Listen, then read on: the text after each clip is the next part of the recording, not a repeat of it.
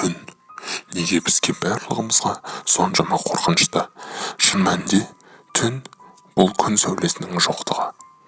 Яғни бір жерде түн болып жатса, бір жерде күн шығып тұрады. Әрдайымда болатын жағдай.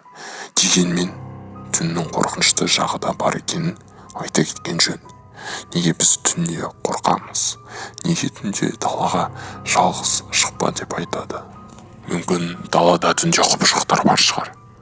Жоқ, немесе біздің көзімізге елестейтін шығар.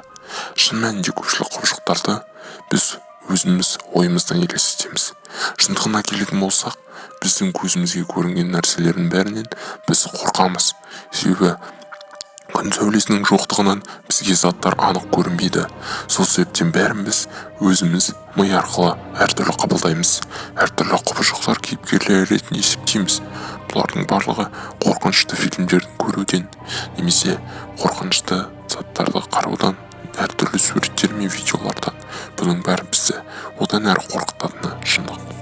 Сонда түннің қаупі жоқ па деген сұрақ туындайды. Илон Маск айтқандай, қараңғылық 500-700 нанометр қашықтығындағы жарық фотондарының жоқтығы дегендей, түнде түк қорқыныш жағдай болмайды. Әрине, бұндай қорқыныш жағдайлардың бәрі біздің фантазиямыздан болады. Альберт Эйнштейн айтқандай, әлемде шексіз, бұл білім емес, бұл фантазия. Ал фантазия арқылы біз кез келген затты өзімізге қорқынышты етіп елестете аламыз. Сендер сонымен ешқандай қорқыныш жоқ деп ойлайтын шығарсыздар. Бірақ сендер қателесесіңдер. Себебі барлық қорқыныш бұл